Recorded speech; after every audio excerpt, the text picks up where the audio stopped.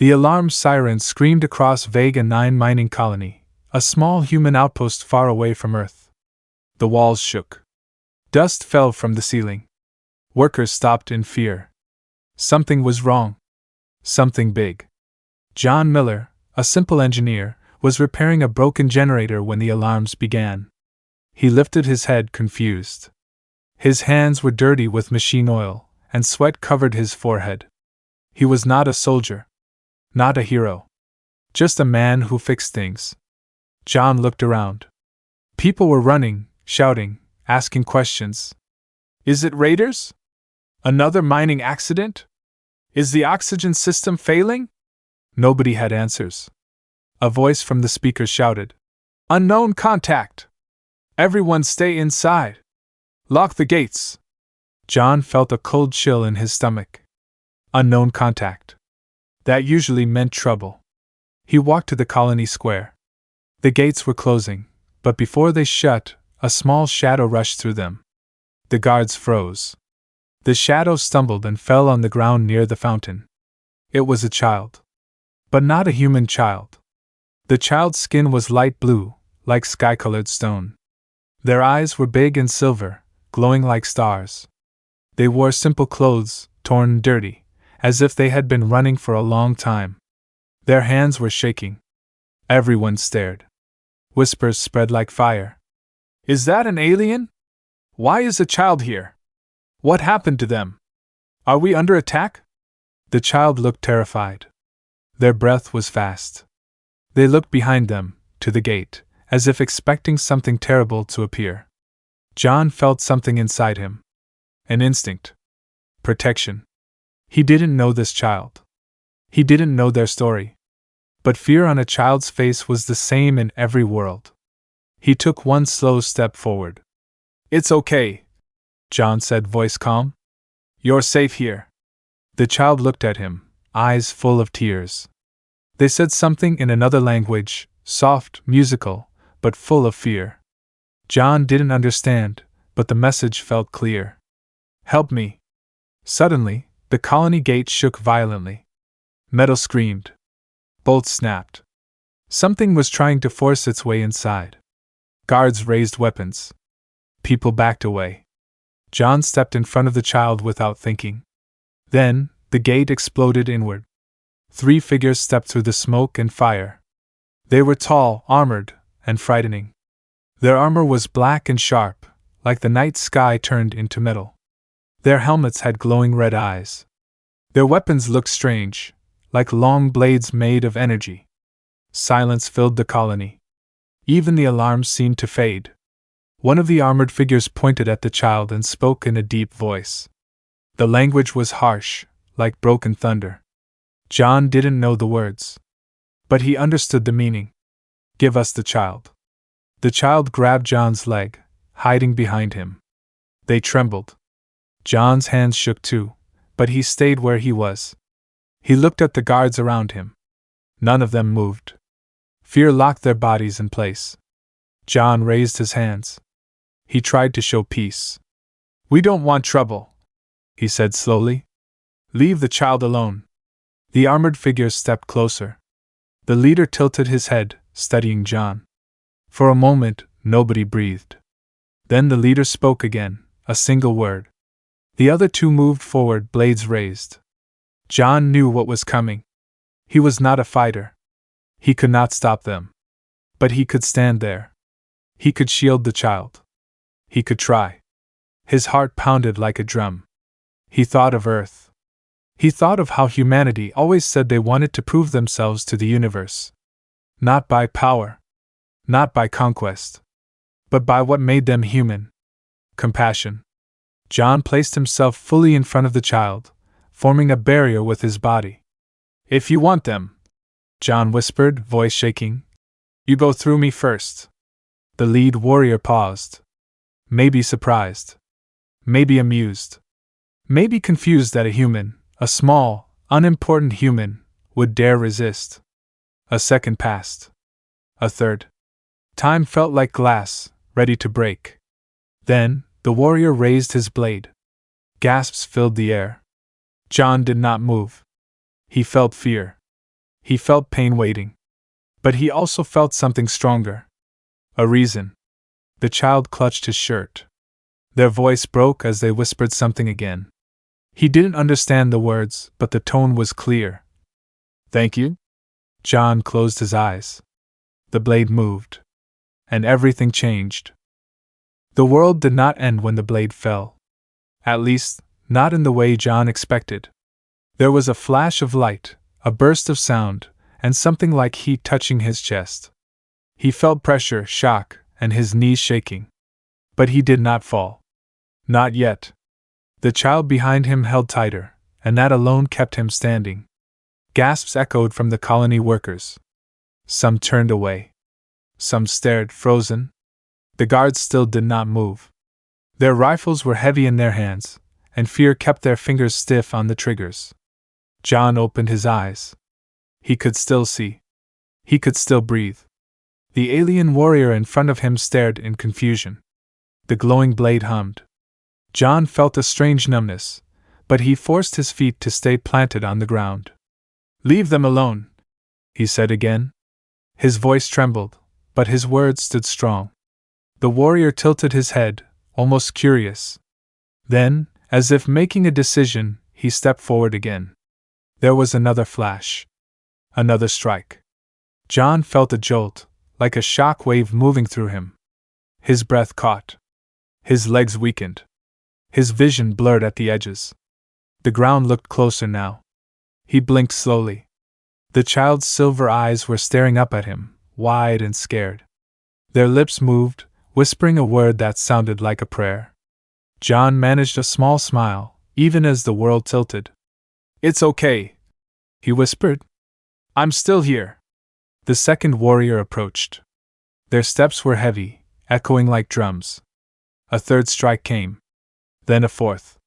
The colony lights flickered with every impact, as if the entire base felt each blow. John's breaths became shorter. He felt cold. But something else burned inside him, something brighter than pain. A memory broke through the fear. He remembered a small park on Earth, giving his jacket to a lost child during winter. He remembered his mother telling him, "Kindness is never wasted, even if it costs you something." This moment, this alien child, it was the same feeling. Just on a larger scale. A dangerous scale. The fifth blade strike made him fall to one knee. His hands hit the floor. The child followed him down, hugging him tightly, trying to shield him now. Their tiny arms trembled. John looked up at the warriors. "You don't have to do this," he said weakly. "There's another way."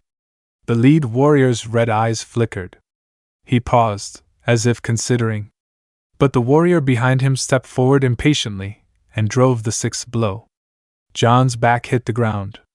The world spun. The ceiling lights above him looked like stars in motion.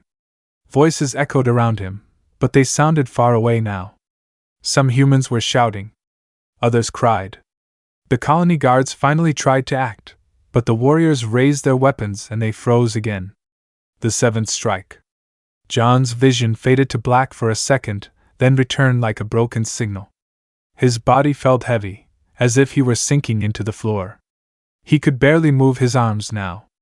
Still, something kept him conscious. The child. Their hand. Their tears. Their trust. The eighth strike never fully landed. Something interrupted it. A roar of power filled the air, like thunder breaking mountains. The blade froze inches above John's chest. The warrior holding it trembled and stepped back. A glowing symbol appeared on the child's forehead. A crest of light, like a crown made of starlight. The air vibrated with strange energy.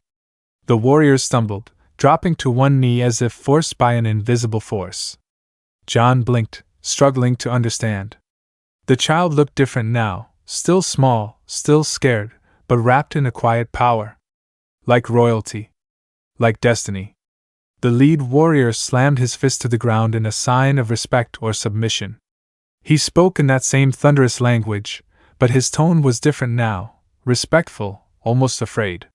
Something like a door of light opened behind the warriors, a portal shimmering like water. The lead warrior picked up the child gently, still kneeling. He lifted the child's hand and placed it softly against John's forehead, as if giving a blessing. John felt warmth, peace. A soft glow surrounded him. His vision blurred completely, but not from fear this time, from exhaustion, from his body reaching its limit. Before the last of his sight faded, he saw the warrior step back into the portal, leaving the child's hand on his. Then there was nothing. Only darkness.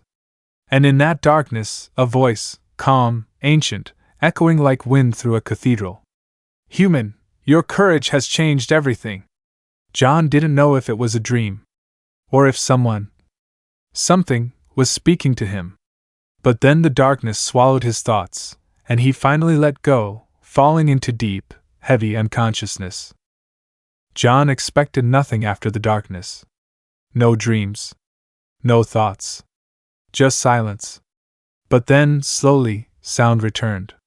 Soft echoes. Footsteps like whispers. A distant hum, like wind moving through metal. John's eyes opened, one by one, like heavy doors creaking. Light flooded in, not harsh, not painful, but warm.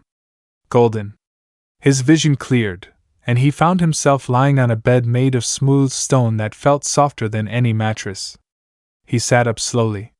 His body didn't hurt. His breath was steady. He looked down at his chest, expecting to see scars or bandages. There was nothing. Not a mark. Just skin, clean and whole. How? He whispered. He looked around. The room was enormous, like the inside of a cathedral built by giants. The walls were tall, reaching toward a ceiling lost in mist. Glowing symbols floated in the air like constellations. Blue flames burned in silver bowls, giving light without heat.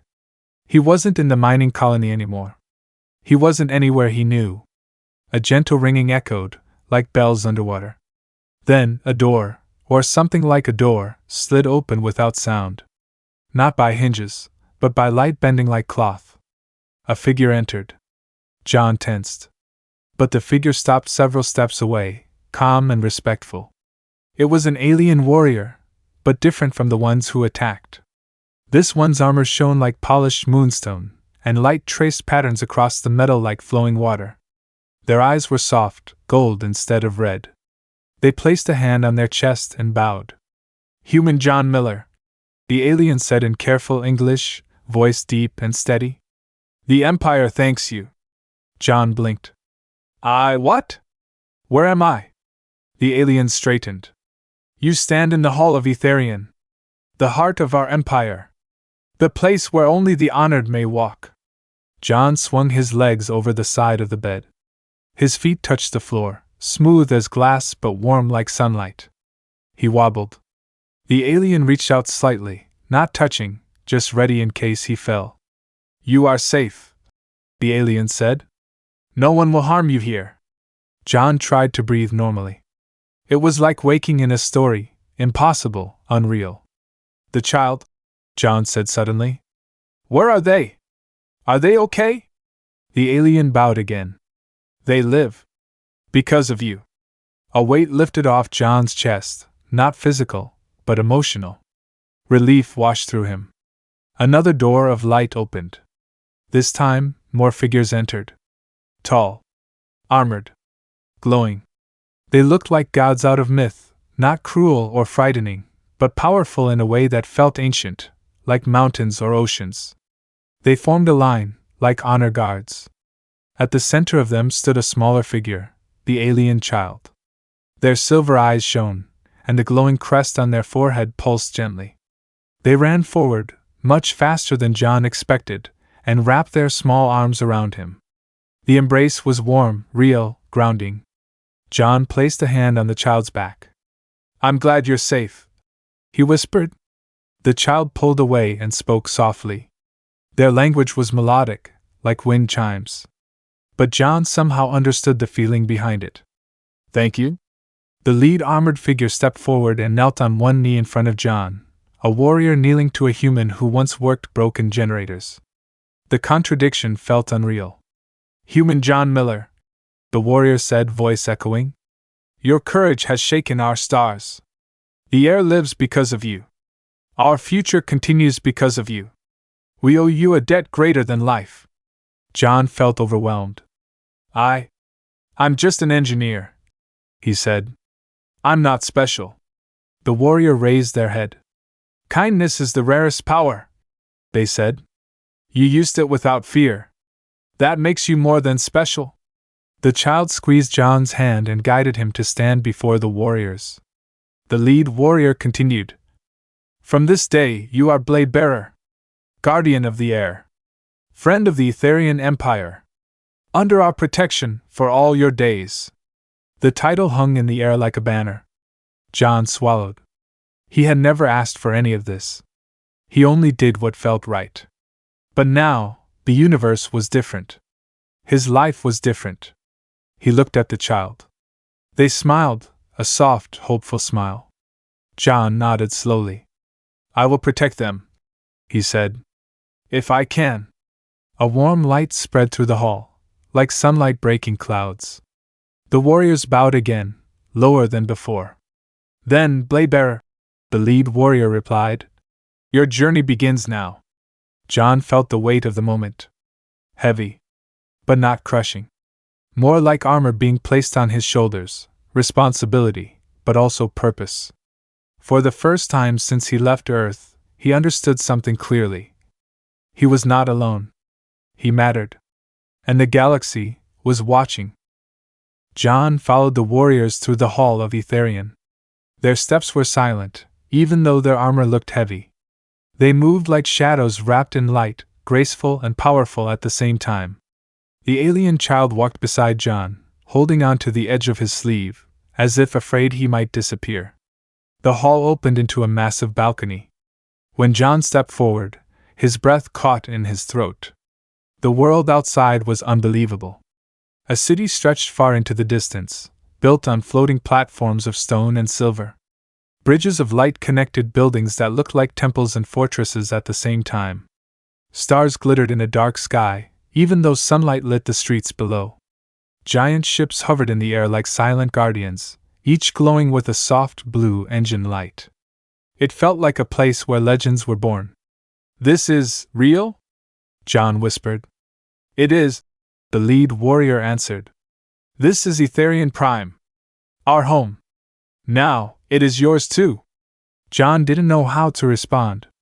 His life on Vega 9 was simple. Plain. Hard.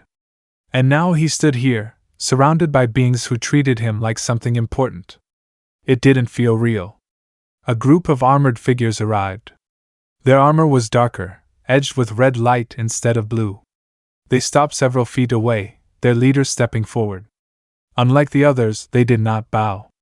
Their eyes narrowed as they looked at John.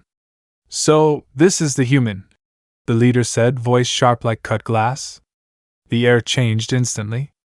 The child's grip on John's sleeve tightened. The blue-armored warriors shifted slightly, protecting John without moving directly in front of him, a silent warning that he was under their care. John swallowed. Is something wrong? The red-armored leader's mouth twisted in a tight smile. Wrong? No. Only confusing. Our empire stands because of strength, power, fear.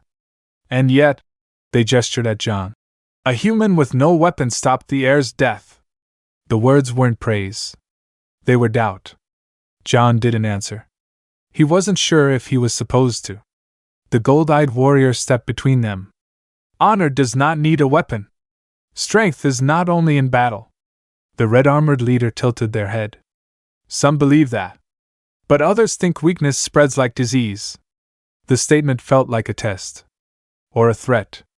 The gold-eyed warrior spoke calmly. The heir chose him. His actions proved his worth.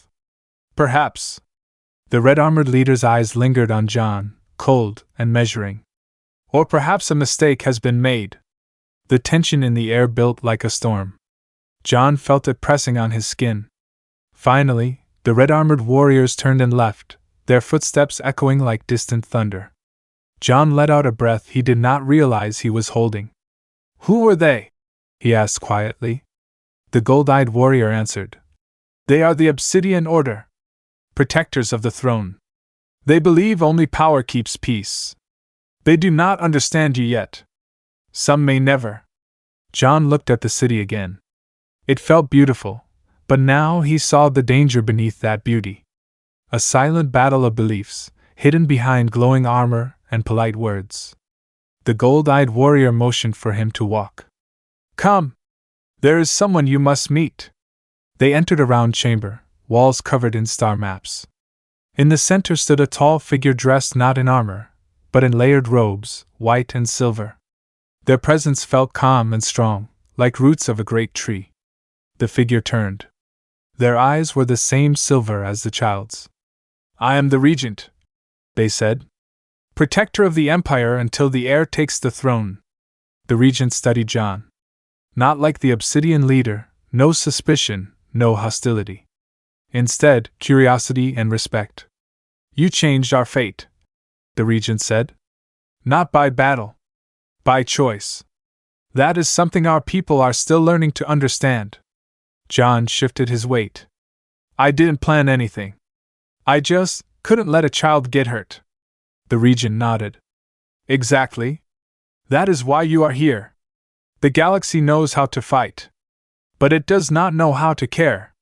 You showed us something rare. The room hummed with quiet energy. The regent's gaze sharpened. John Miller, they said, voice low. The Obsidian Order will test you. Others will watch you. Not all will be your allies. But the heir has chosen you, and so has destiny. John felt overwhelmed again. I don't know if I'm ready. No one is ready for greatness, the regent replied. But greatness often finds those who act when others hesitate. The child stepped forward and gently took John's hand. They smiled up at him, trusting. John looked at the regent. What do I do now? The regent answered with 4 words. Become who you are. Outside, thunder rolled across the alien sky. John did not sleep the first night in Etherian Prime. The bed was soft, the room warm, but his mind refused to rest. He stared at the ceiling where small stars floated like tiny lanterns, moving in slow patterns.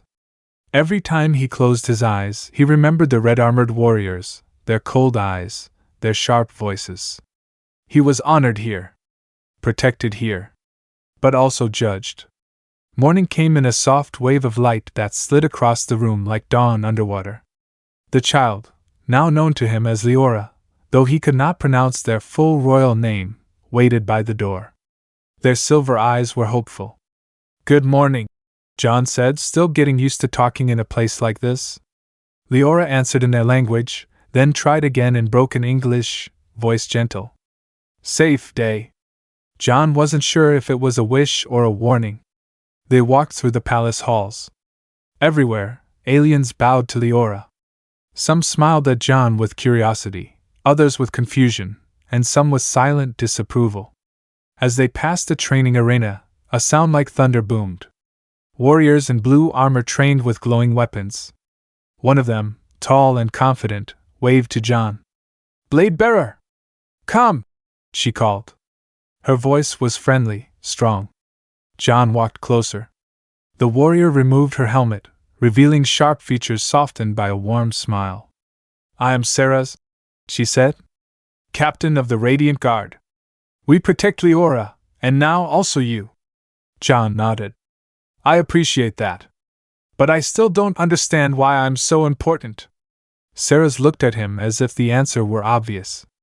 You protected innocence, she said. In our culture, that act is sacred.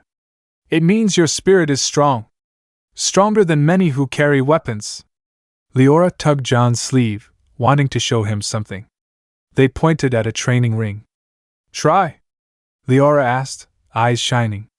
John raised his hands. Me? No, I'm not trained for this. I fix machines. That's all.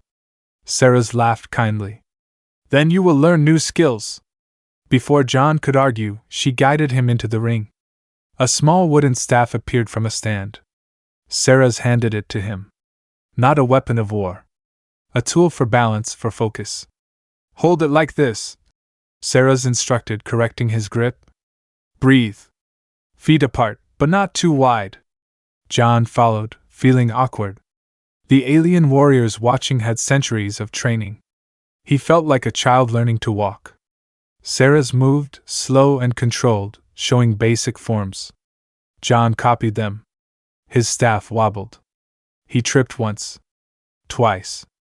Leora giggled softly, but not in a mean way, more like watching a friend figure out something new. John laughed too, embarrassed but trying. After the training, Sarah's leaned close. "There is something else you must know," she said in a low voice. "Your presence here has changed more than you understand. The Regent supports you, but the Obsidian Order watches your steps." John frowned. "Why? I'm not trying to take anything." Sarah's expression darkened.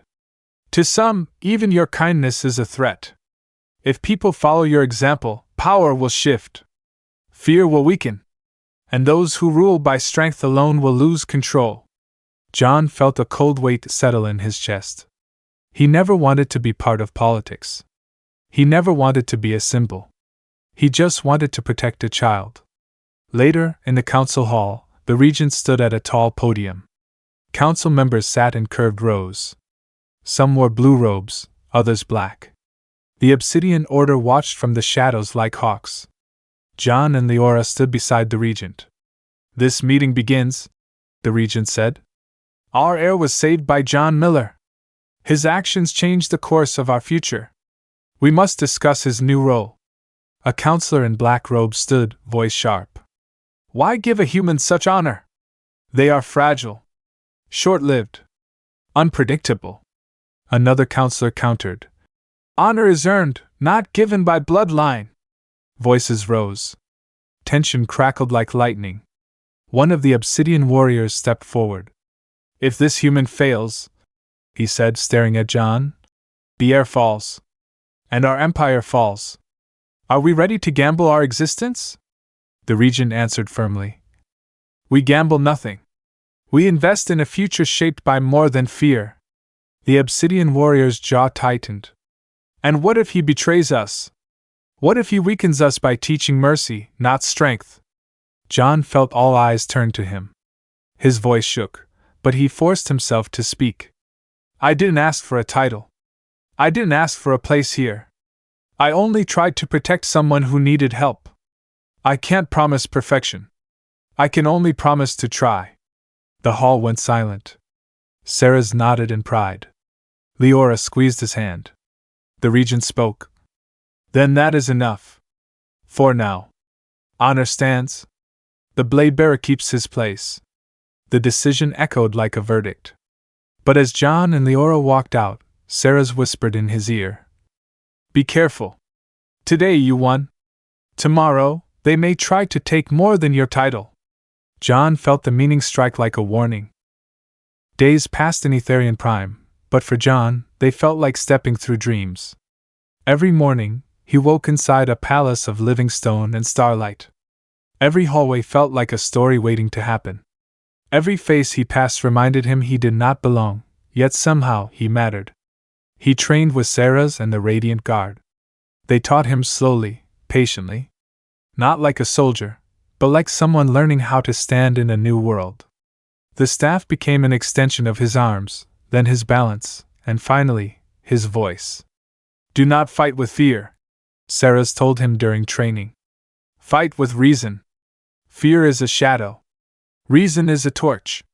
John listened. He breathed. He moved. At first, he stumbled every 5 minutes. Then every 10.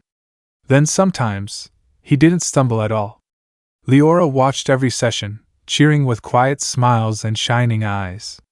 When John made progress, they clapped softly. When he fell, they helped him up. A bond grew, simple, unspoken, but strong.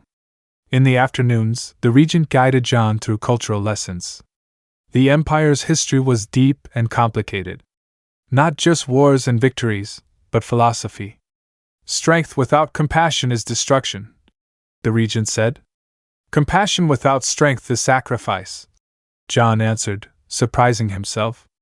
The regent nodded as if he had said something wise. They showed him ancient carvings, stories etched in glowing crystal, shifting slightly like memories captured inside. One showed a great beast threatening a village, and a warrior stepping forward to protect it. Another showed a ruler kneeling to beg forgiveness from the weakest citizen. John's eyes lingered on that one. "Leaders kneel?" he asked. "When they forget to listen," the regent replied. "A throne is highest when the person on it understands humility." John thought about Earth. He wondered if humans had forgotten something like that, or if they were still learning too. Evenings were for quiet reflection. John walked the city, a radiant guard escort always behind him. He visited floating gardens where flowers changed color when spoken to. He passed markets selling fruits that tasted like sunshine and rain. He saw statues of warriors who saved galaxies and statues of teachers who saved hearts. Everywhere he went, people whispered, "That is the human, the blade bearer, the heir's protector." Sometimes those whispers felt like admiration. Sometimes they felt like warning. One night, John found himself on a balcony overlooking the city. Sarah's approached, standing beside him with quiet respect. "You learn quickly," Sarah said. "I feel like I'm still lost," John admitted. "Like this is too big for me." Sarah chuckled. "It is big. Even for us. But you carry something rare. It draws others to follow you." John looked down at his hands. "I'm not a leader." "Perhaps not," Sarah said. "But leadership is not a crown. It is a path. You step, others follow. That is all." A silence passed between them. Peaceful, but full of questions. The peace cracked later that week. John entered a large library to meet the regent. But the regent wasn't there. Only Leora sat on the floor, reading a glowing tablet. They looked up and smiled. Before John could sit beside them, a sound echoed, sharp, metallic. Footsteps. Heavy. From the shadows, an Obsidian Order commander stepped out. The same one who questioned John during the council meeting. Leora stood and moved behind John, clutching his shirt. The commander's voice was calm, but the calm felt like a blade. "Why do you stay here, human?" he asked. "Do you hope to rule by the heir's side? Do you think kindness gives you power?" John swallowed. "I'm here because I was asked to protect someone. Nothing more. Yet your presence weakens us," the commander replied. "Your influence spreads. Our soldiers question what strength means. Some hesitate. Some doubt their duty." John frowned. "Is doubt so dangerous?" "Doubt breaks empires," the commander hissed. "It makes warriors slow. It makes rulers soft. We survived 1,000 years. We will not fall because of a human with a soft heart." Sarah's arrived at the doorway, weapon ready. "Step away," she warned. "The blade bearer is under the regent's protection." The commander stared at John, eyes cold. "Protection is temporary. Understanding is eternal. Choose wisely, human." Then he left as silently as he came. John let out a breath. His hand shook, not from fear, but from realization. This was not only about honor. It was about the future of an empire. Later, John sat with Leora in the palace garden. The night sky above shimmered with constellations he did not know. The child held his hand, small and warm.